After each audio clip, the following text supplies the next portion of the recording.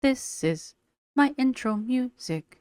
Welcome to the video. I hope you like it lots, so don't forget to subscribe and click the thumbs up button.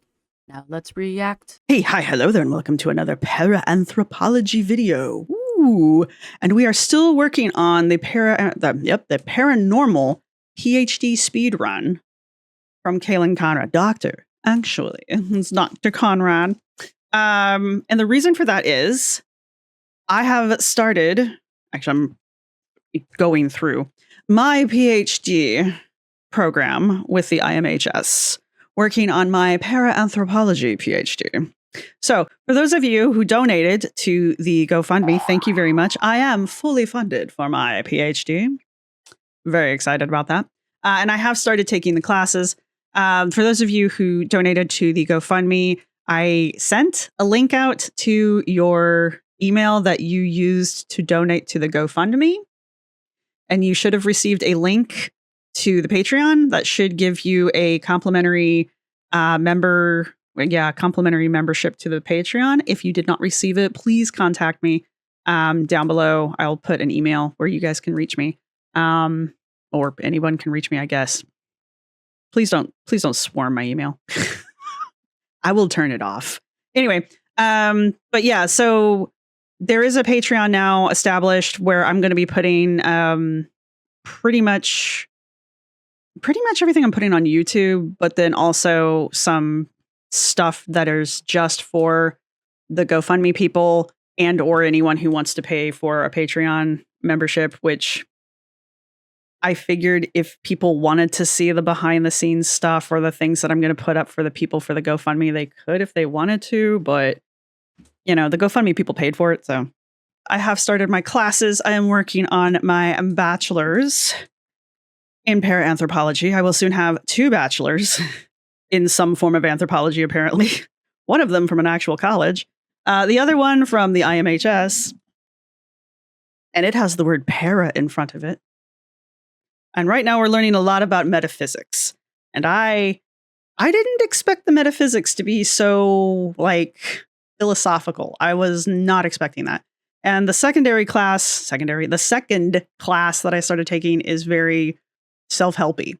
So I wasn't expecting that. I really wasn't. I haven't gotten into am I in the critical thinking class yet?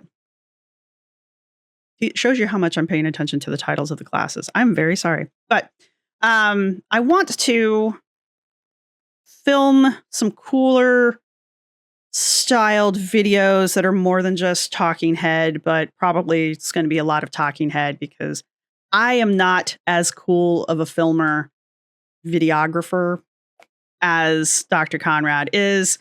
I do have an excellent editor, but they can only work with what I give them. So here we are. But I do kind of want to do a little bit more. And I'm waiting for my super awesome trapper keeper to get here. And once it does, I have some ideas. This is going to be a little extra. It's not going to be supercalifragilistic, but, you know, just a little extra here or there. Anyway, so look forward to my own videos about my own classes coming out. I would like them to kind of be in the same kind of theme as these videos that Dr. Conrad put out about their own videos for their Paranormal PhD Speedrun. So I might borrow some elements from Dr. Conrad's videos, but I mean, it's going to be about my own take. And I think once we get past the bachelor's degree, because Dr. Conrad and I both have taken we'll both be taking the same classes for our bachelor's. By the way, I'm on the honor roll, just letting you know. I am actually. Anyway, once we get past the bachelor's degree classes, we'll be in the master's degree classes, which just is bizarre as hell to say. And that's where our paths diverge, because I believe Conrad took the standard metaphysics PhD, and mine is the, what do they call it? The expanded PhD for the Paranthropology, which is a specialized PhD. So special. And I am trying I'm trying to keep up with the So far, it's not been terrible to get on the honor roll. Really, you just have to get 100% on all your quizzes. It hasn't been that hard. Oh, and the this killed me. The final exam was optional. I did it, but it was optional. I still don't know what I got on it, though. I think Dr. K, not Dr. Conrad, Dr. Kelly, I think he's grading them by hand. So I'm curious to see what I want to see his feedback. I haven't seen it yet. I haven't logged in a couple days. So for those of you who are following along so far, the classes are taking a little bit longer than I was expecting, not because they are particularly difficult, though I will say the second section of the first class was like a little more difficult than I was expecting, only because like it was like philosophy 101. It took me way back to freshman year. And I was like, holy crap, I'm having flashbacks to my philosophy class back in freshman year. And I was just like, oh my God, I have stories to tell you about that professor. I did not like that guy. Anyway, so that was a lot of fun. It really was a lot of fun. I was enjoying that. But the problem is every time I sit down to focus on these classes, they're broken up into sections. So there's most of them, well, the last two classes, they've been like 4 sections. Each section takes, I don't know, an hour. If you actually pay attention to everything, if you actually like read the material, there's usually videos, or some of them have videos to watch. And then there's a quiz, right? And you kind of have to pay attention to the quiz. He says there's no trick questions, but there's trick questions. Anyway, it takes about an hour. But every time I sit down to do it, like 19 other things happen. Anyway, so it's taking me a little bit longer to get through it than I was expecting just because of that. But that's why we also have our nice ADHD timer here. It's a new side character on the channel, if you aren't aware. So I don't know what we're going to call it. I want to get cat ears for it. I don't know why it needs cat ears. So that's where we are. All right. So let's see. Thank you, everybody who's been supporting the channel. Thank you, my subscribers. Thank you to my members. You guys rock. Thank you to everybody who supported the GoFundMe. So I've gotten everybody. I've thanked everybody. I've filled you guys in on the GoFundMe status. It no longer exists. But thank you, everybody we were fully funded, so I fully appreciate that. I've informed you that there is a Patreon if you guys want to go check it out. Again, most of the material over there is going to be free. So I don't even think you have to get like a free membership. I don't think I've set it up that way. I think you can just look at it. I think it's just open to the public. But if you want to see the stuff that is going to be set up for the Patreon support people who will be getting that for free, you can buy in if you want. That's up to you though. Otherwise, everything else should be open to the public. Right? Okay. What's next? And informed you about my own classes. The status of those videos coming out. They're not going to be beautiful and theatrical and as awesome as these videos that we were watching, which I truly wish they could be, but I am just not this talented and I don't have this level of gear. I wish I did, but I don't, and I'm not. And my editor is amazing, but again, can only work with the crap I give them.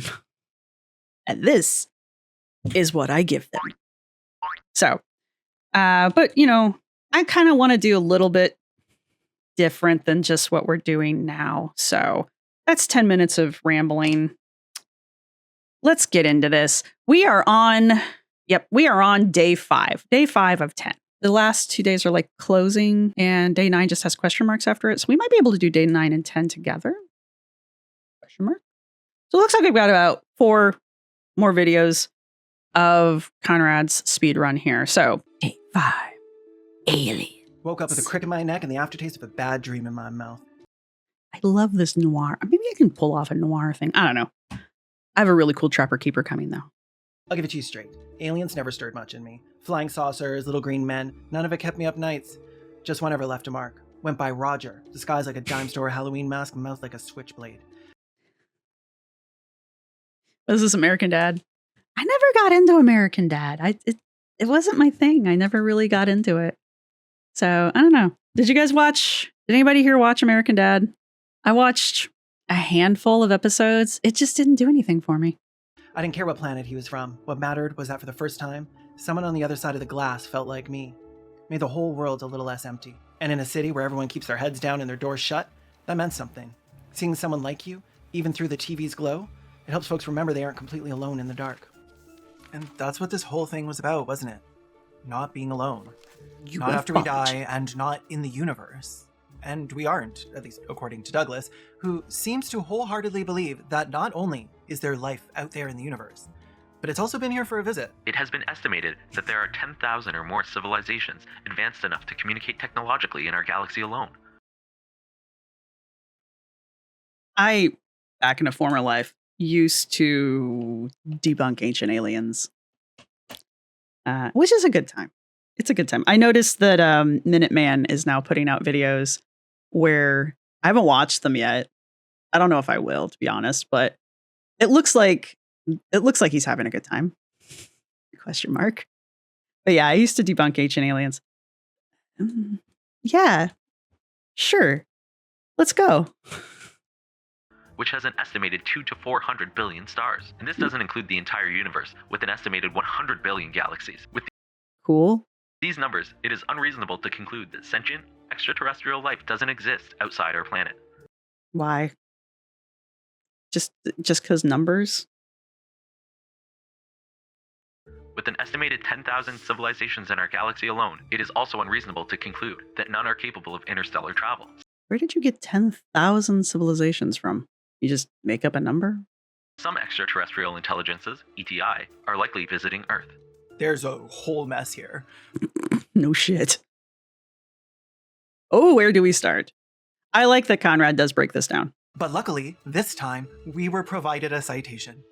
So that estimated 10,000 or more civilizations advanced enough to communicate technologically in our galaxy alone, that's based off the Drake equation. I honestly, believe it or not, had no idea this equation existed. So that was really weird for me. Do recall, I forgot to do this part.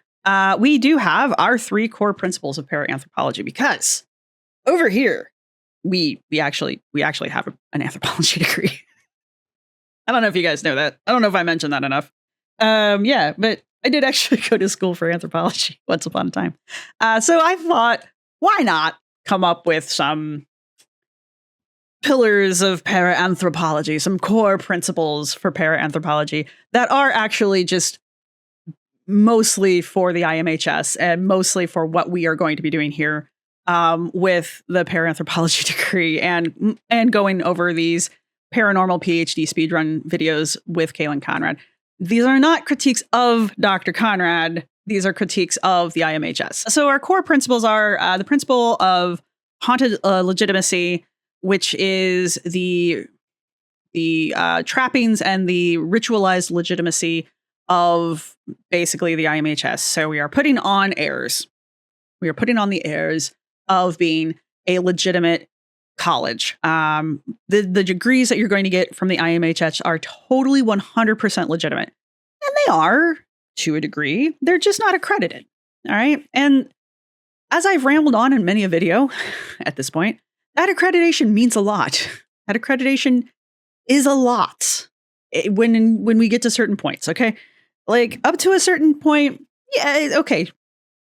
It doesn't mean anything to a certain point. Once we start getting past a certain point, though, it means a lot. So, but Dr. Kelly,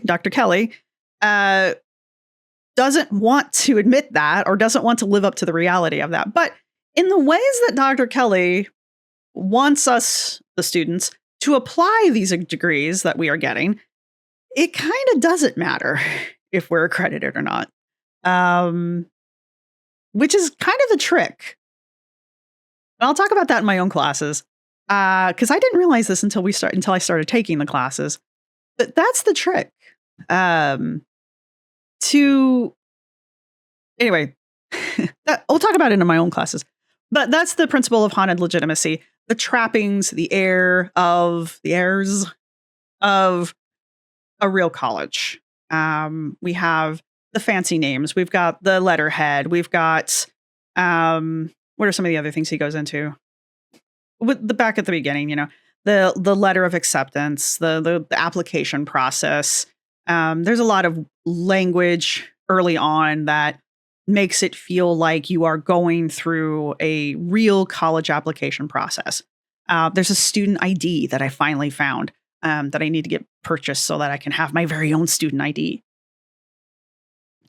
I can't wait to go try to use that bastard, but okay. Well, I shouldn't say that. But anyhow, my point being, they're going to go, it has to be from a real college. Excuse you.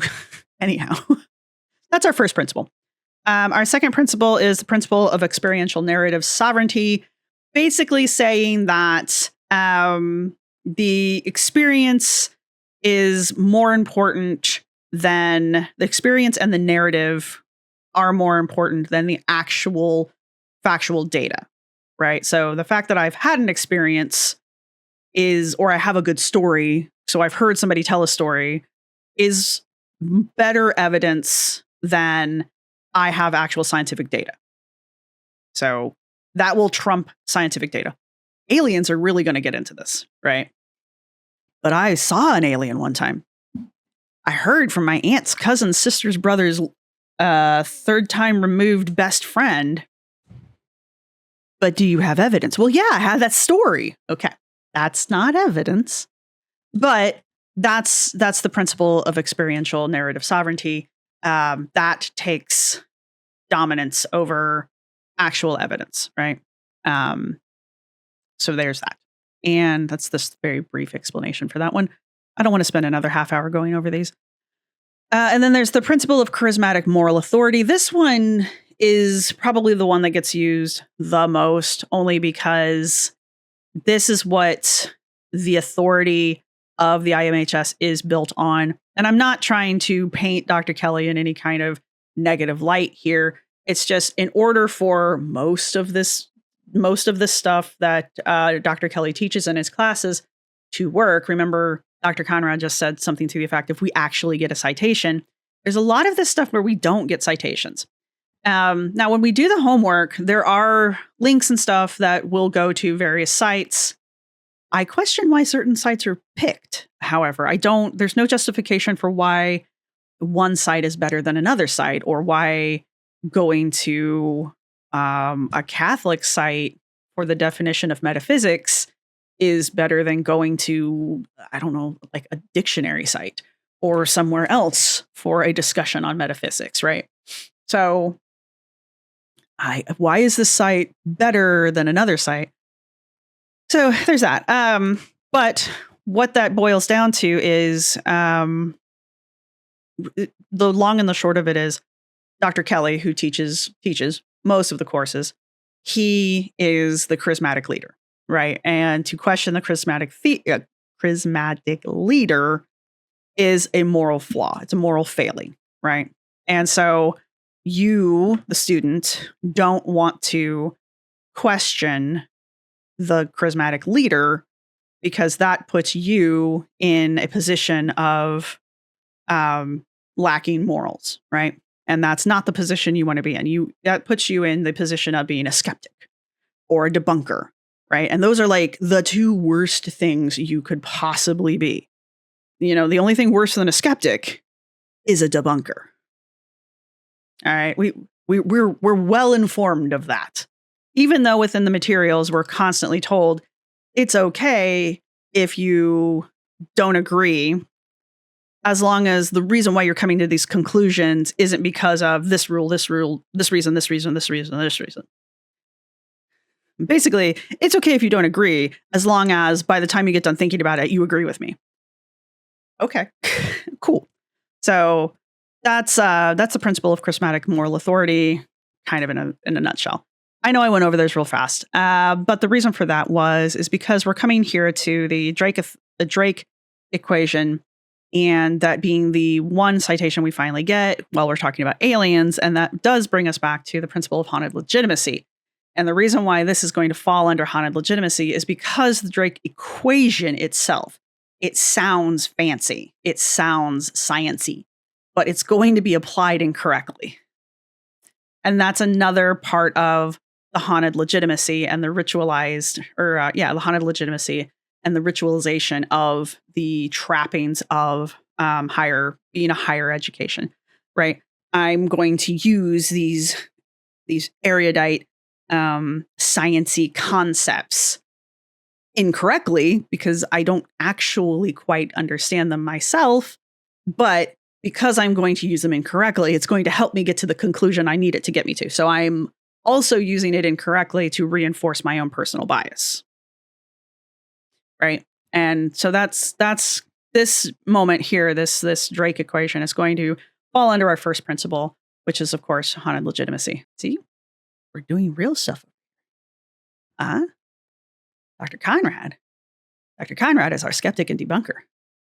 We're doing anthropology.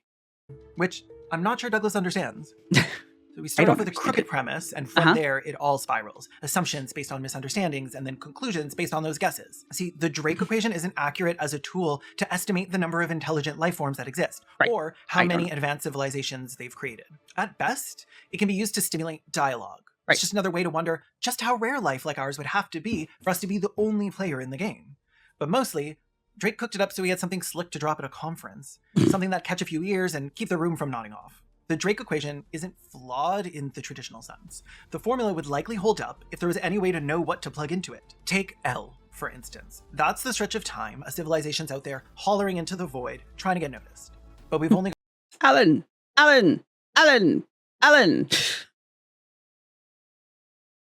No one knows what I'm talking about. Except for me, and it's funny. Got one data point, us. And we just showed up to the party. One lonely signal in a universe that doesn't talk back.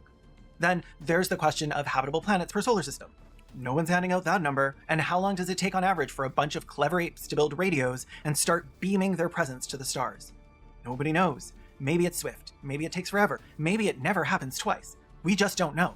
The equation's clean. The universe isn't. So Douglas, looking at this formula, filled to the brim with averages based on a single source, and not only using it as the foundation for his belief in aliens, but also making that the opening to this course is worrying. Okay. Okay. Spending so many years with ancient aliens. It's par for the course. At least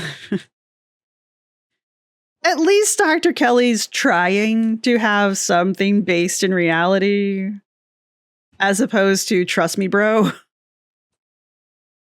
As opposed to I want to believe in aliens, ergo aliens. That's usually what Ancient Aliens is. It's just like, I believe in aliens. Cool. What's your evidence? I believe in them. Right. Evidence? I believe in them. I need evidence. Well, I'm going to cherry pick shit from the past that I think might be aliens. Okay, but we've proven that that's not aliens. Whoa. Now you're misinterpreting the past. I literally interpret the past. That's like my actual job. Yeah, but now you're closed-minded because you won't believe in aliens. So I can't win. Correct. Okay, cool. Covering our bases. Anyway, I've had these arguments. At least Dr. Kelly is trying to start from some point, some kind of science-y base, however flawed. Well, the Drake equation says, the what? The Drake equation. Go on. I've not heard this one yet. Go on. Well, the Drake equation says, okay. All right. I mean, I don't just think I believe you, but keep going. It's better than I want to believe, but it basically boils down to I want to believe. Don't get me wrong. We get back around to that, but at least we started off somewhere different. Sorry. Had this argument so many times. Go on. And not only is he saying he thinks that aliens have walked among us, he's saying it's basically an undeniable fact. Yeah. So where are they? Unfortunately, most anomalous phenomena are unfalsifiable, meaning it cannot be proven one way or the other. Which means it's not science. When considered as a whole, the body of evidence for the existence of ETIs visiting Earth is actually compelling to the point of it being all but proven.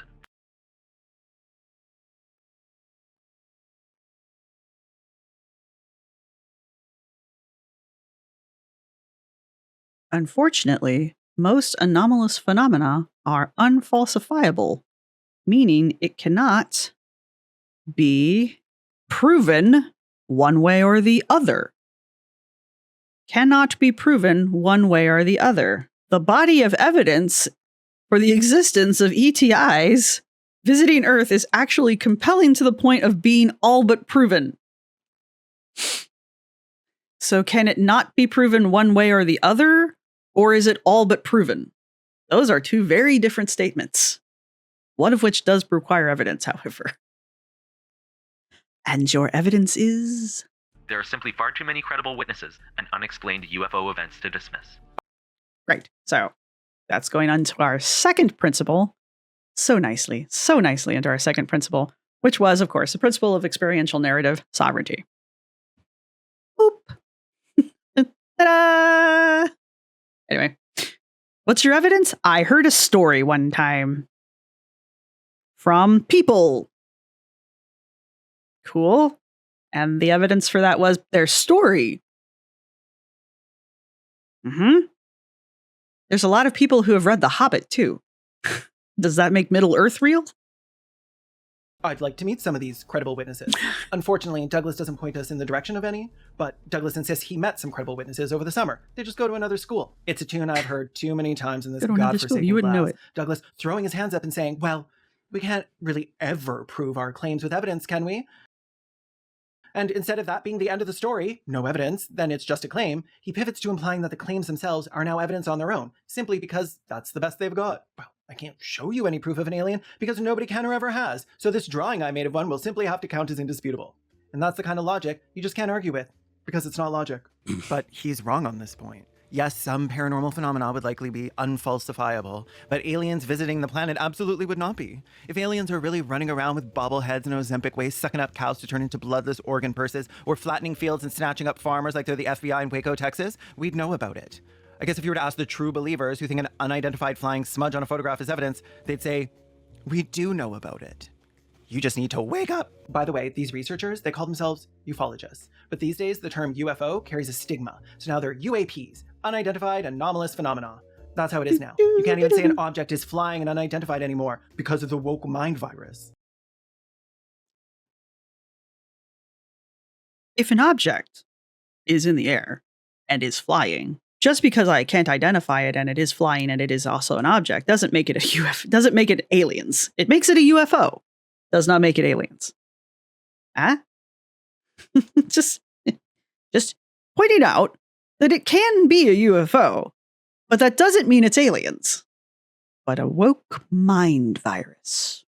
Do I need the little green mind sucker, brain sucker thing? Now, I've never built a house, but I have painted a face, and I can tell you that if the foundation is busted, it's never going to pan out. And that's what these 10,000 civilizations are. His foundational belief that holds up his assertion that aliens are visiting Earth. And the house of cards he built on that foundation is more than unstable. He explains that there are plenty of hypotheses why people think the Greys might be summering in Palm Springs. Cool. A hypothesis is just an educated guess until you've proven it one way or the other. A hypothesis also implies that it can be falsified, that you can falsify it, which means you can test it. If you can't falsify a hypothesis, it's not a hypothesis. If I can't falsify your claim that there are aliens visiting the Earth, which I kind of sort of can, it's not science. So it's not a hypothesis. Could be they're snacking on infants or lifting strands of our DNA, in my opinion. Maybe they just heard we have delicious oil, so they told their citizens we had weapons of mass destruction. It works, but That aged badly. Not on his hand. Not because of, yeah. Conrad, are you sure you don't have psychic powers? Douglas, he doesn't buy any of that. He figures it's not malice, just curiosity. Says they're tourists, not invaders. It's just a silly little mix-up when they abduct someone and implant devices in them without consent.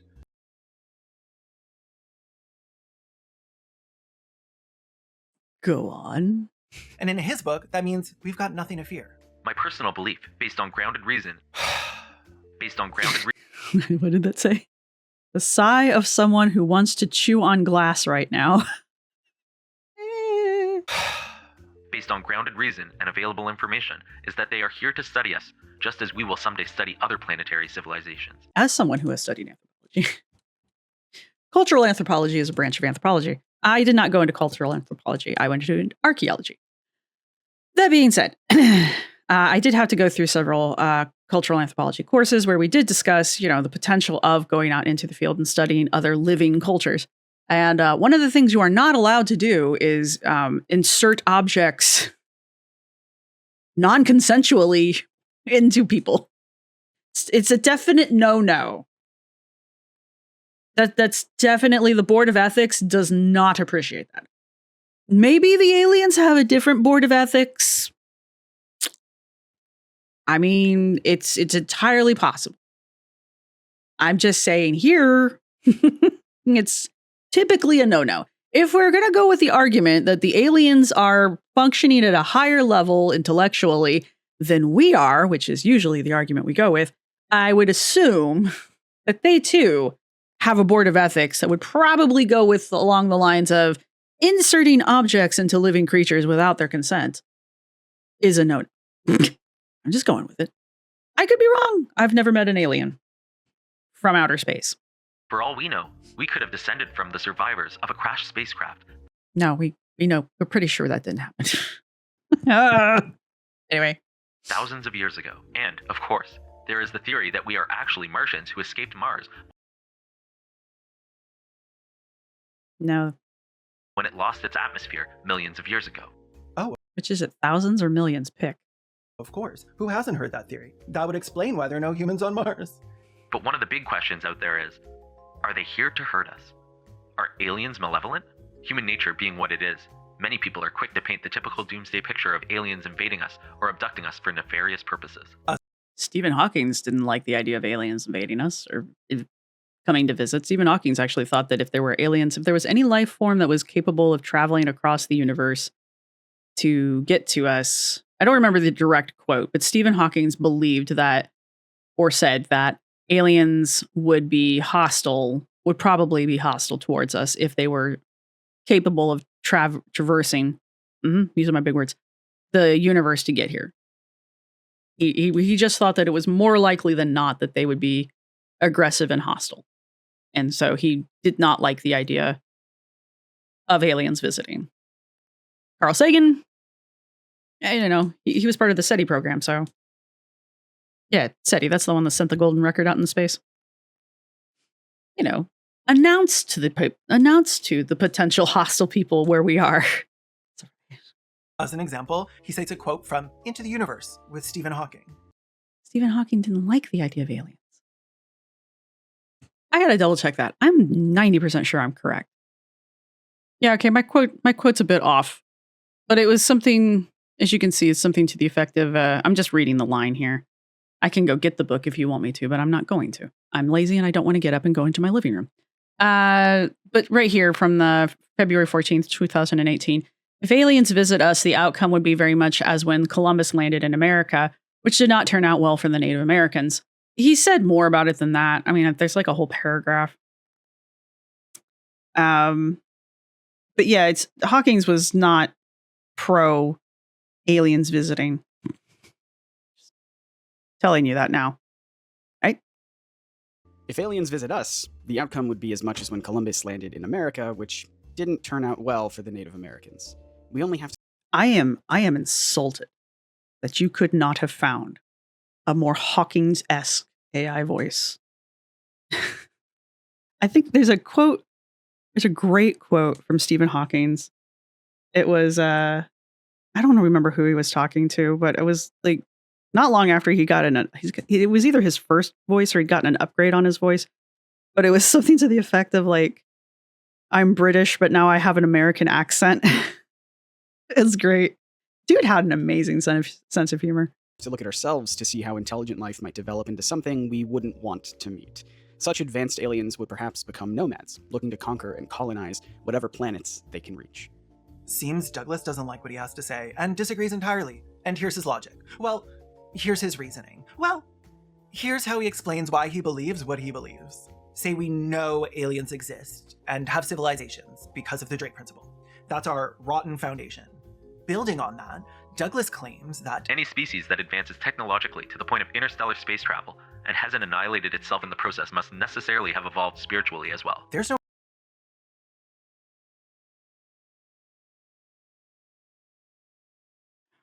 Because any technology advanced enough is going to appear to be godlike.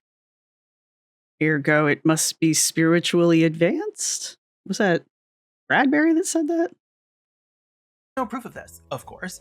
I butchered that quote, by the way. Not a shred, but that doesn't stop Douglas. He's decided it's true, and that's enough for him. It's like me saying aliens would have to be polyamorous if they ever wanted to work together long enough to make it past the next star. Sure, Agreed. Sorry, maybe. You could believe that if you felt like it, I do. but there's no reason to, other than it just must be true because it makes sense to you. So, rotten foundation, flawed conclusion based on it. But he keeps going. Spiritual evolution and enlightenment must, by definition, include respect for natural universal laws such as respect for free will, the primary component of which is do no harm. All right. So because I've started my classes, and I've gotten through most of the second class, right, which is basically self-help. Dr. K has this 4-prong thing, TM. Don't know how much I'm allowed to talk about it. But anyway, it's like this Venn diagram where he's got these 3 overlapping ovals, and in the center is the 4th thing. But this whole spiritual development and free will thing, these are all talking points from his little Venn diagram of personal development. And so hearing this now that I've had this class now, I have points of reference. But yeah, Kelly, Dr. K is talking about what he believes human spirituality spirits are going to evolve through, because this is his hope for human spiritual evolution, not religious, spiritual evolution. He doesn't believe in religion. He's very anti-religion, actually, which is surprising.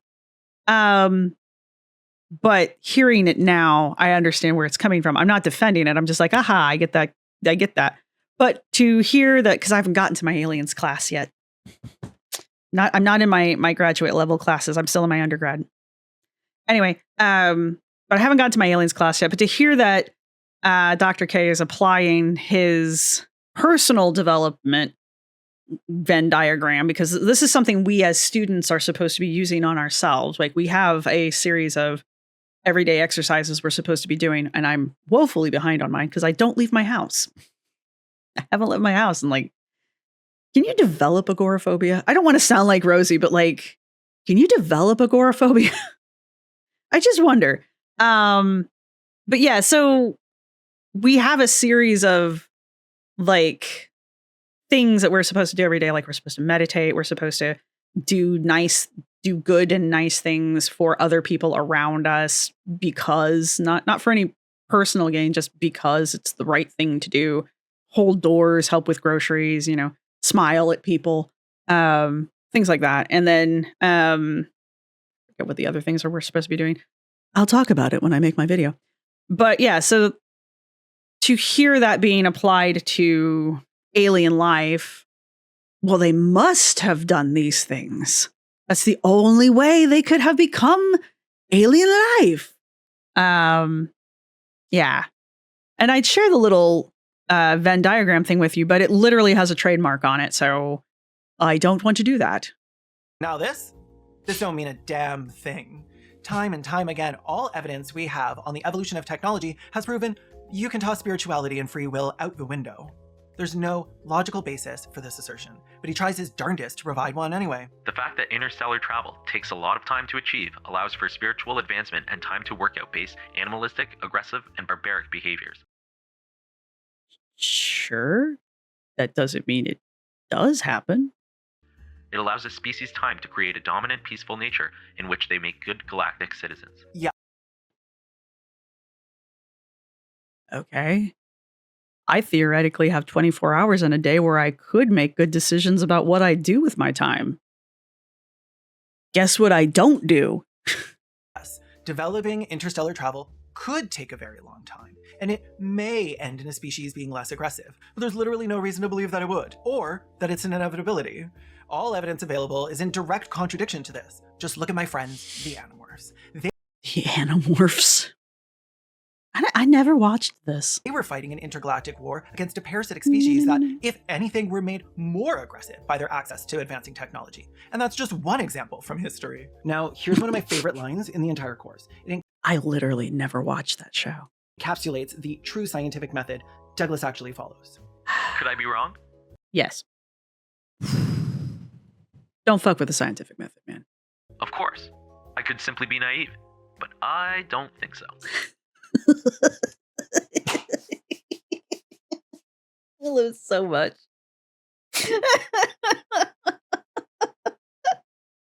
Could I be wrong? Sure, but I don't think so. I love it so much. Oh, God. Okay, that's our third principle in action. That's our third principle in action. A charismatic moral authority. Could I be wrong? Sure. Could I be naive? Possibly. But I don't think so. Okay. I can't argue with that. You know what? Look, the entirety of the second class, as I said, is basically self-help. And part of that self-help is convincing you, the student, that you are perfect. Not that you are perfect in like the definition of you have no flaws and you can do no wrong, but that you are perfect because you are you and you can be nothing else.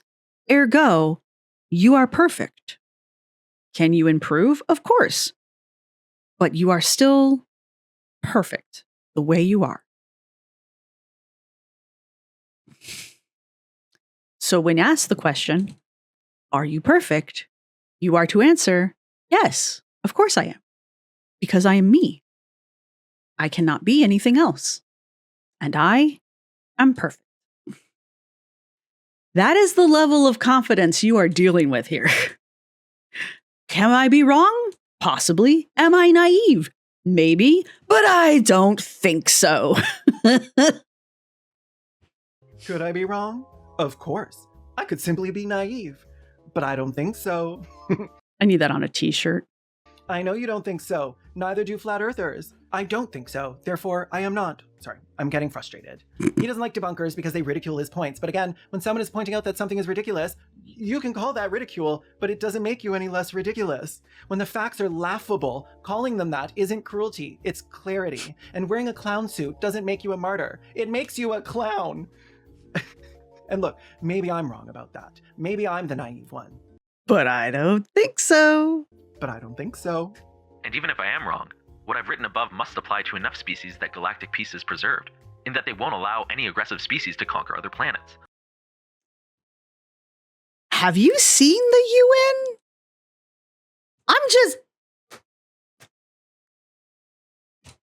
Are you basing this on something on this planet? Because, like, have you seen the UN? Just putting it out there. I'm not here for political talk or anything. I'm just saying. There could easily be counterparts to Have you seen the UN? I mean, granted, this was 8 months ago now, but the United Nations out there, such as galactic federations that ensure peace in regions of the galaxy and all right, Star Trek. universe. Maybe you have faith that somewhere out there in the stars, there's a galactic version of the UN. And it sounds like they're doing just as good of a job as the Earth version. The rode dinosaurs. But all that means is we got aliens not and even food-spitting satire speeches, anymore. shaking tentacles under sterile boardroom lights about all the atrocities they're not going to lift a sucker to fix. But closer to home, down here in the dirt, how's our own UN holding up? Last I checked, the body count keeps rising and the scoreboard's looking grim. Real grim.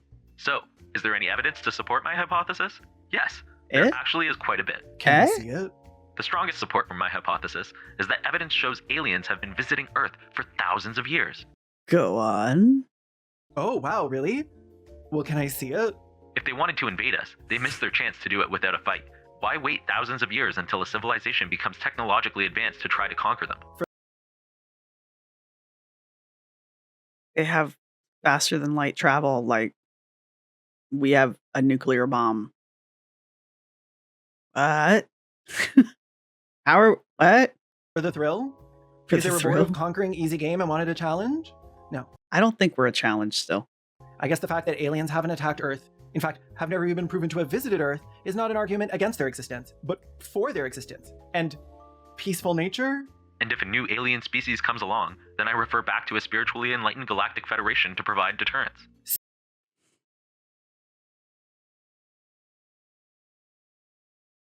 I can't argue against this. This is literally the invisible teapot argument. It's like I can't argue against this because it's the invisible teapot argument. There's an invisible teapot that circles the sun that prove me wrong. You can't, can ya? I guess not. Exactly. So I win. I guess so. Spiritually Enlightened Galactic Federation. I hope that's their full name. Had a ring to it. Sharp, straight to the point, and helpful too. I like when a product does exactly what it says on the tin.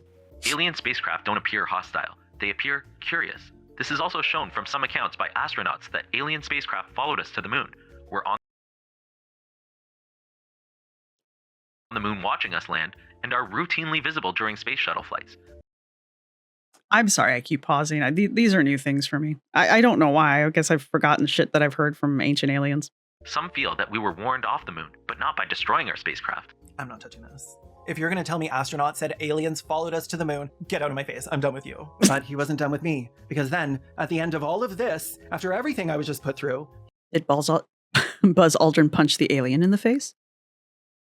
I need that. I need a picture of Buzz Aldrin punching the alien in the face. Yeah? The moon landing never happened. I don't care if it's not a real story. It's a real story in my head. He basically throws it all away. He says, oh, one thing that bears mentioning is, all the abductions. Because if he's buying what all these folks are selling about close encounters, then he's got to face the music. These stories, they ain't about peace and light. They're about getting snatched in the dead of night, poked, prodded, maybe even worse. Nothing says spiritual enlightenment like a cold slab and an unlubricated probe, right? But don't lose sleep over it. Douglas probably certainly isn't. His whole theory leans hard on what folks say happened. But somehow, their beliefs also rip his to shreds. And that doesn't shake him one bit.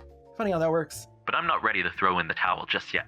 We have no direct proof that alien abductions are occurring.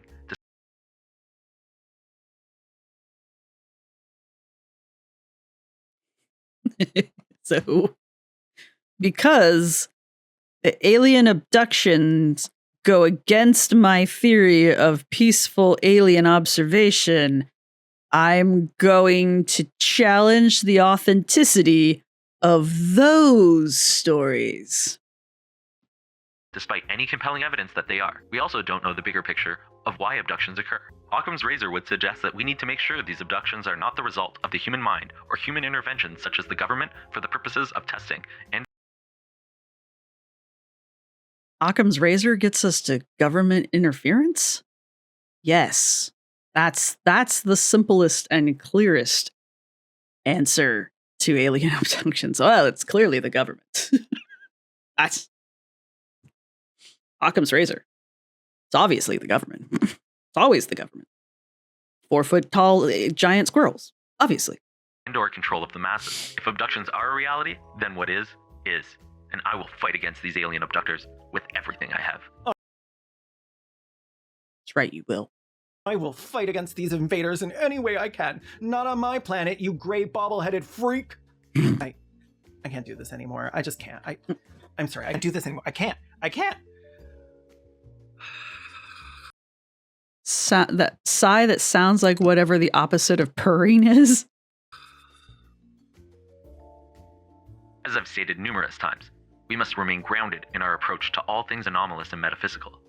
I would also recommend that you watch any and all UFO documentaries that appear on TV. You can also find many on Any YouTube. and I needed a all. moment. Hell, I needed several, and I needed to spend them unconscious. Any and I thought all. about pouring a drink, something That's to a take the lot. edge off, but I got a rule about that. Keep it past noon and it feels like a choice, not a habit. So I settled on a nap, and the goose agreed. Aw.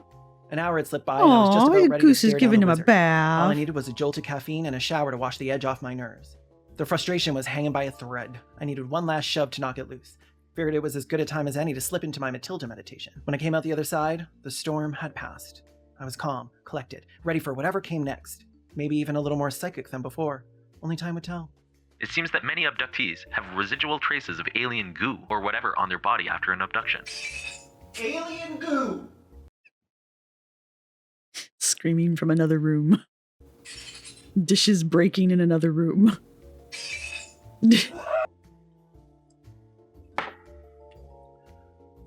Can I be wrong? Of course, I could simply be naive. But I don't think so. How do we know it's alien goo? See, okay, look. I have said this before in the past. And I don't know how much of this, honestly, to be honest with you, because it's funny. I don't know how much of this is Dr. Conrad acting, because obviously, excellent actor, excellent performer, excellent filmographer. Sure, I don't know words. But there's a thing in the skeptics world, right? I'm an old skeptic. I'm not an angry skeptic anymore. I've accepted that people are going to people, right? People are going to believe what they're going to believe. Is not a whole lot you can do about it. The best you can do anymore is just kind of try to figure out why they believe they're going to believe. Now, don't get me wrong. You can still get pissed with people. People are still going to tick you off. Ancient Aliens still sets me off. Sometimes I watch it just because I don't know why, but you like getting angry. I like it sometimes. I don't know why. It's fun. It's fun getting angry at it. I don't know. Don't judge me. But like at the end of the day, I also realize that it's just me screaming at my computer screen or my television screen, however I choose to watch it that day. Right? So like that's the end of it all. But there's also like there's people who are it's not that they're new to skepticism. It's not like they've recently discovered skepticism. It's just like they're just fresh, right? They're like they still have the fire in the belly, I guess is what I'm saying. So like everything still makes them angry, and they still like have this idea that like if they get mad enough, or if they can actually make an argument that's good enough that they're going to change a true believer's mind. And it's not going to happen. There's no changing a true believer's mind. The people who truly believe in whatever argument they're making, there's no changing their mind. Just like they're not going to change your mind. Like you're not going to have an argument with an aliens person if you don't believe in aliens, and you're going to come out the other end of that going, "Oh yeah, aliens. Oh, yeah, I never really thought about that." It's not going to happen. The only thing you can hope for is all the people who are watching said argument aren't set in their ways as well, and they're going to hear your argument versus their argument, and hopefully they're going to walk away with the logic that you brought with your argument versus the argument they brought with theirs, and they're going to go, facts. Okay, that's what you can hope for. Which is why I don't get this mad anymore, right? I'm not going to say I never did. Oh God, I went off on somebody once. I hope that guy's still emotionally scarred from that though. I've been like this, right? I get this. I feel this. I really do. But like, as you get older and you continue to purposefully interact with people, on the other side of skepticism, like you're the skeptic and you are purposefully confronting people who have beliefs or opinions or things that you are skeptical of. Like you start to, it's not that you stop being skeptical, you just start to change your approach to confronting them about the things that you're skeptical about, because you eventually start to identify when your energy is going to be wasted and when you have a chance, right? Sometimes people will listen, sometimes, but a lot of times you're talking to a wall. But the goal is to talk to everyone else around the wall while you're talking to the wall, right? This is reaching out to this. It's like talking to Dr. K. I'm not going to convince Dr. K that aliens don't exist. Dr. Conrad is not going to convince Dr. K that aliens don't exist. But somebody watching this who might have been fence sitting on it might have been like, maybe aliens? Then maybe they're going to watch this one. And aside from the little tantrums, which are hilarious, they're going to hear Conrad's arguments. They're gonna see the lack of evidence. They're gonna see the lack of logical thought when it comes to why aliens. And maybe they heard the Hawkins quote, and that maybe where they're like, oh well, maybe I don't want aliens.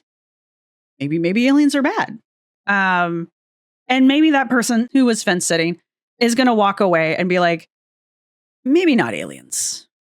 Maybe not team aliens anymore, right? That's what you can hope for.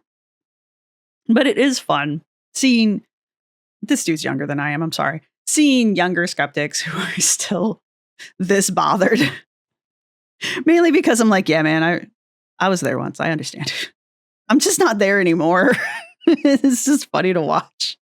Also, keep in mind, this could 100% be an act. So it's okay. If it's an act, it's hilarious. Even if it's not an act, it's kind of funny, but only because I can relate. I tried. You saw it. When they ask, you'll tell them I tried, right? That Deep breaths. You can do it. I tried real good. I met I this tried girl real with a good. stupid name once. She used to say, the hardest thing in this world is to live in it. Didn't understand what she meant until Douglas walked into my life. Could I be wrong? Of course. I could simply be naive, but I don't think so. You can do this. You can do this. You can do this. You can do this. You can do this. Many shapes, sizes, and configurations of UFOs have been reported over the decades. Some have stated that over 100 different species are visiting Earth. Okay. I have difficulty believing most of these examples. Only though. Okay. We have lines. Most. He has difficulty believing most of these examples. But the rest? All the above having been said, I do, in fact, believe that something is going on with alien abductions. As with other paranormal phenomena, 90% or more of the abduction stories can be explained in ways that have nothing to do with aliens. This leaves about 10% or less of the stories that are compelling and difficult to explain. Again, we all believe that something is happening with alien abductions or ghost sightings or whatever. Something is quite literally always happening to everyone and everything at all times, everywhere, forever. We just don't believe the same something is happening. And for me, the something that's happening for all 100% of alien sightings, well, none of those stories ever gave me a reason to believe it came from anywhere we haven't already mapped. Nothing that couldn't be pinned to the strange corners of this planet we still don't fully understand. For instance, the ocean of our thoughts and emotions, which I guess some people call the brain and not the ocean, but also the actual ocean. We haven't dipped our toes in most of those deeper waters. Cthulhu lives in those waters. I don't know why you want to go there. In those waters live madness. So yeah, the unknown, sure, it's out there, but it's not necessarily from up there. And when you consider the source of those UFO sightings, how they came to form their memories, tell their stories, it's even sketchier. Douglas mentions that there are times when memories of an alien encounter recovered through hypnosis might be valid. He says it's one of the top shelf tools in the world of abduction research, a tool sharp enough to cut through memory, or dull enough to slice it all wrong. It depends on who's holding the knife. Across the Atlantic, the Brits scoff at it, say it's a bad habit, say it scrambles the truth, replaces gaps with fantasy, makes a mess of the facts. But where Douglas lies, and I think he does, is on American soil, and there the story's different. Folks use it, swear by it, build cases, and whole entire entertainment acts around it. He knows the flaws, knows most hypnotists couldn't find the truth when locked alone in a room with it. Instead, they lead, they twist, they hear what they want and call it gospel. Interestingly enough, once I get into my graduate classes, hypnosis is one of my classes. Filter, no caution, just questions loaded with suggestions and their subsequent answers soaked in fiction. But even with all of that, he doesn't tell you to walk away from it. Not him. He says, do it right or don't do it at all. In fact, lucky for you, if you intend to practice it, he has several paid courses you can take and must take in order to do this properly. I get to take one. But wait, how do you know he's better certified to teach you how to do hypnosis than literally anyone? You got the stamp of approval from himself. And while he could be wrong, he doesn't think so. If you plan on using hypnosis as part of your abduction research, you must take courses MHS.M8 and MHS.M13 in order to make sure you are conducting hypnosis sessions responsibly and appropriately. The M means masters. There's only bachelor's and master's classes. There's no graduate classes. Like there's no PhD classes. There's only two things after PhD. There's the PhD project. It's not even a project. You basically just answer a bunch of essay questions. And then there's what is it called? I don't remember what it's called. It's like the cafe or something like that. It's basically like an alum room that you get to go into once you're PhD. Like you get to go into the alumni room, which I think is kind of cool. But I do kind of wish I know, for maybe just the sake of trappings, that there were some like postdoc classes. I don't know why. This is true even if you are already certified in hypnosis. He closes the course with a little section with a title that got a good chuckle out of me. Combating Abductions. I'm tickled pink by how serious of a topic this would be if aliens were real, and how short and inconsequential of a section this is. This is America, Douglas. I know how to handle an abduction. A gun in one hand, a flag in the other, and the quiet certainty that I'm the only one with a real claim to freedom.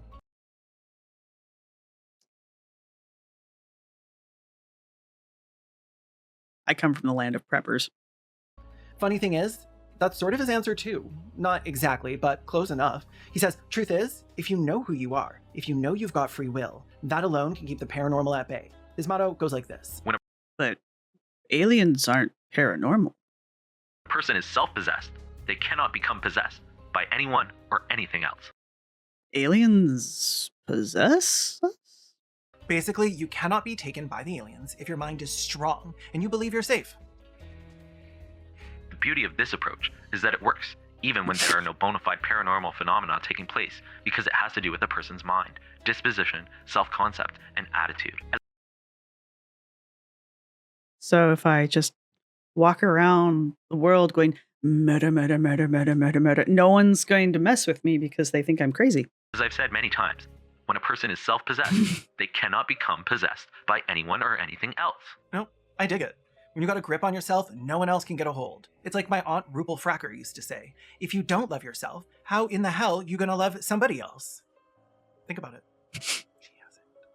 The exam was easy, as was to be expected. We often refer to this as the KISS principle. Keep it simple, stupid. Select one. Occam's razor. Mensa code. Mensa code. The you're too smart principle. Occam's shaver. Occam's shaver? Laughing cry.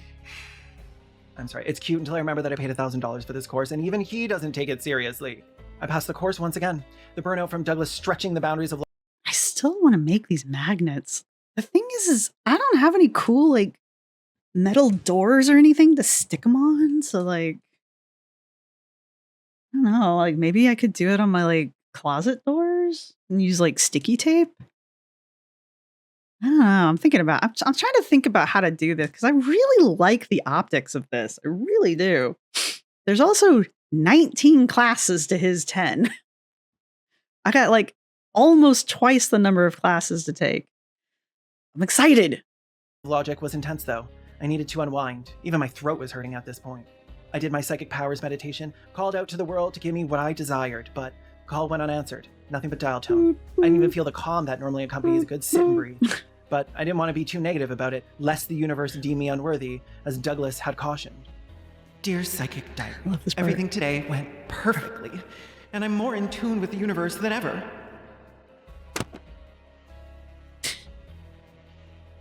Dear Real Psychic Diary, I hate this. I can't feel my powers growing at all. I don't want Real Douglas to be Psychic disappointed in Diary. me, so I have to keep up appearances with my other narc diary. The only thing more disappointing than this failure has been you, Real Psychic Diary. I needed to shake this off. Stretch my legs, feel the breeze, Real carry the day Psychic off my Diary. skin. It's hard to see the stars in the city. Oh, shit. The sky is kind of cold, dark, and lifeless. What city? I mean, I don't. What city does he live in? What city does Conrad live in? I don't know. I don't know my cities very well. It's not Indianapolis or Philly. I don't know where the hell it is. But Indianapolis is a city for realsies. Okay, look, we have a skyline and there's like 2 whole skyscrapers. It's a city, goddammit. that didn't always stop me from trying. The stars talk when they want to, and when they don't, they still have a way of saying something. There's a quiet in them that settles you. Not just the kind that ties you to the vast dark above, but the kind that reminds you you're still breathing down here with the rest of this sorry lot. Folks have been staring up at these same lights since the beginning, long before they had names for any of it. Some of those stars died before the ones gazing at them were even born. We're all made from the same dust, Douglas says, but I didn't need prose to tell me why it all mattered. I could feel it. Laying flat on my back with the night wrapped around me like a cheap coat, staring up, knowing every soul before me had done the same thing, knowing I wasn't special at all. Somehow that makes it mean even more. I would have stayed the night if my body had let me, but my sciatic nerve would have made me pay for that with interest. So, back at home, in bed with a goose, I settled for bringing the stars indoors with me. I let the sounds of the city in, and we watched them together. Just my goose and I. All right, there you go. We have made it to the end of day 5. We survived aliens. We survived aliens. We survived aliens. I'm not looking forward to aliens. I'm not gonna lie. UFOlogy is probably gonna be rough for me because it was rough. It was rough for Conrad. Some of these classes are gonna be rough for me just because like I don't like the concept of the classes ethically. I don't like some of the concepts of the classes, but you have to take them. Like you have to go through them. All right, so it has to be done. And you know, it's just a class, right? Tell myself. Anyway, so I know some of these ahead are going to be kind of rough for me, so it's kind of nice seeing Conrad go through them. Aliens is just I know it's going to irritate the shit out of me, so it's nice having a little preview of it. But there's that. I really want to make this little sticker, the little like I want to make those. I'm going to go to Canva and make them look cool, print them off on my printer that's inkjets are dying slowly. Anyway, if you've made it to this far in the video, your emoji is, of course, an alien. Actually, your emoji is a squirrel. That's a deep cut. Shows how much you've been paying attention to these videos. So yeah, not an alien, a squirrel. Now I'll see how many of you paid attention. So yeah, if you have any questions or comments or things to add, make sure to leave a timestamp down below so I remember what we were talking about when we get there. And that's pretty much all I've got for you guys. We are almost done with this, with the speed run, and I have really been enjoying this. If you are watching these with me in segments, I really hope that you're going over to Conrad's video, the original video. I know it's 3.5 hours long. Believe me, this is like the 3rd time I've watched these, and I still don't remember everything in them.